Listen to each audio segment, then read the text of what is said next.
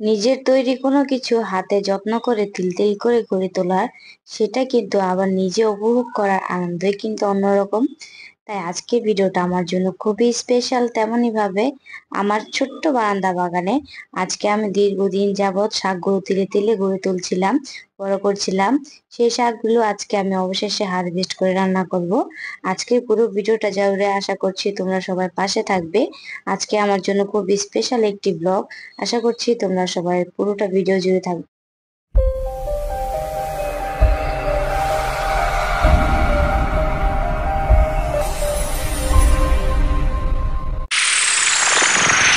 Hello everyone, আসসালামু আলাইকুম ওয়া রাহমাতুল্লাহি ওয়া বারাকাতু। ওয়েলকাম জানাচ্ছি শিলা সিম্পল লাইফস্টাইল চ্যানেলে আরো একটি ডেইলি ব্লগ ভিডিও দেখার জন্য। তোমরা সবাই তোমাদের পরিবার পরিজন নিয়ে আশা করছি অনেক বেশি ভালো আছো। তোমাদের দোয়া ভালোবাসা নিয়ে আমিও আমার পরিজন নিয়ে অনেক বেশি ভালো আছি।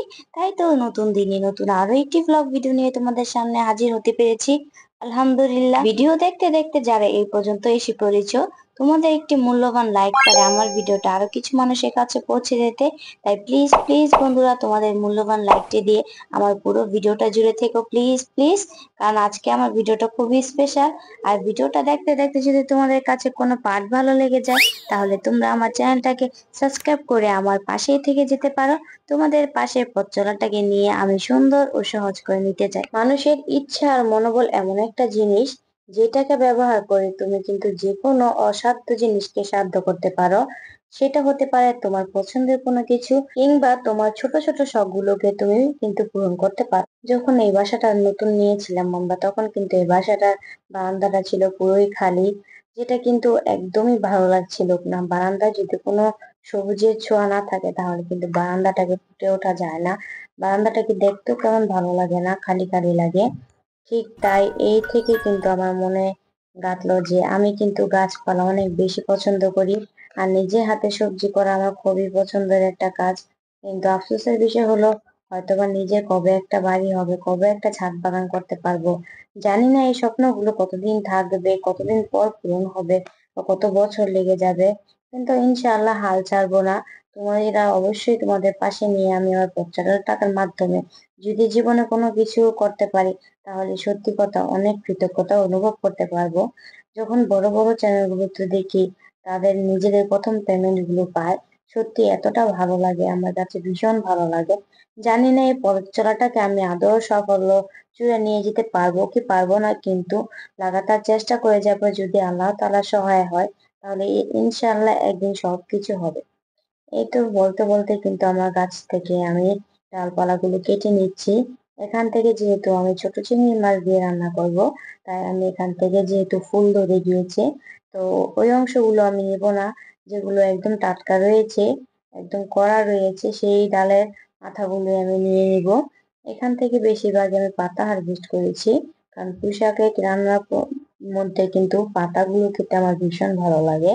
তো এই তো আমি পাতাগুলো কিন্তু ছেটে ছেটে নিচ্ছি। যতগুলো প্রয়োজন আমি ততগুলাই নিয়ে নিচ্ছিলাম।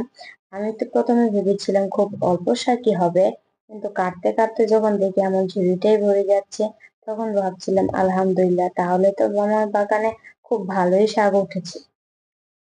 আমি যখন এই জায়গায় সবকিছু লাগানো শুরু করেছিলাম, বারান্দার মধ্যে তো মাটি একদমই পাওয়া যায় না বলা যায় শহরের মধ্যে। তাই বারান্দা বাগান করতে গেলে তো অবশ্যই মাটির প্রয়োজন। আমার এই বাগানটা তৈরির সব থেকে মূল ভূমিকা হলো আমার আব্বু। আমার আব্বু গ্রাম থেকে আমাকে মাটি নিয়ে এনে দিয়েছে বলে আজ আমি এতগুলো গাছ লাগাতে পেরেছি। যার কারণে কিন্তু আজকে আমি শাকগুলোকে হারভেস্ট করে রান্না করতে পারবো। অনেক সময় আমার আম্মু বলে, এগুলো কি দরকার এত ঝামেলা করার, কিন্তু আমার যে খুবই শখের একটা জিনিস। মানুষের বড় বড় শখ থাকে, কিন্তু আমার তেমন শখ নেই। আমার একটা শখ ছিল ছাদ বাগান, জানি না কবে পূরণ হবে। তো এই তো তাই ছোট্ট বারান্দাটাকে কিন্তু আমি আমার বাগান বানিয়ে নিয়েছি, যেখানে আমার ছোট ছোট শখ গুলো, ছোট ছোট ইচ্ছেগুলো এই সামান্য কিছু মাটি দিয়ে কিন্তু পূরণ করার চেষ্টা করি। যাই মাটি হয়েছে দেখো, কি সুন্দর 1 কেজি মতন শাক নিয়েছি। কেটে পুরো কচি পাতাগুলো দেখতে এত ভীষণ ভালো লাগছিল। আর নিজে গাছে শাক বলে কথা, এটা কিন্তু আরো বেশি ভালো লাগা। তোমরা চাইলে কিন্তু আমার মতন এমন ছোট্ট বারান্দাটাকেও সুন্দরভাবে বারান্দা বাগান করে ফেলতে পারো। কচি কচি শাকগুলো দেখতে যত সুন্দর, খেতে কিন্তু ভীষণ মজা হয়েছিল। আজকে আমি এই পুঁই শাক দিয়ে ছোট চিংড়ি মাছ রান্না করব, সাথে আমি ফুচকা ভাজি করব। এটা কিন্তু আমার হাজবেন্ডের খুবই পছন্দ। ছোট ছোট চিংড়ি মাছ নিয়ে নিয়েছি, আর সাথে কিন্তু আরেকটু বড় সাইজের চিংড়িও নিয়েছি। তো বন্ধুরা, তোমাদের ভিডিওটা কেমন লেগেছে তোমরা কমেন্ট বক্সে জানিয়ে যেও। ততদিন তো তোমরা সুস্থ থাকো, ভালো থেকে, দেখা হবে নতুন কোনো আরো একটি ব্লগ ভিডিওতে।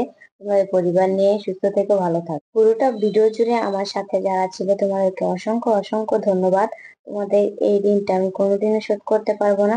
আশা করছি প্রতিটা ভিডিওর মাধ্যমে তোমরা আমার পাশে থাকবে এভাবে। আল্লাহ হাফেজ।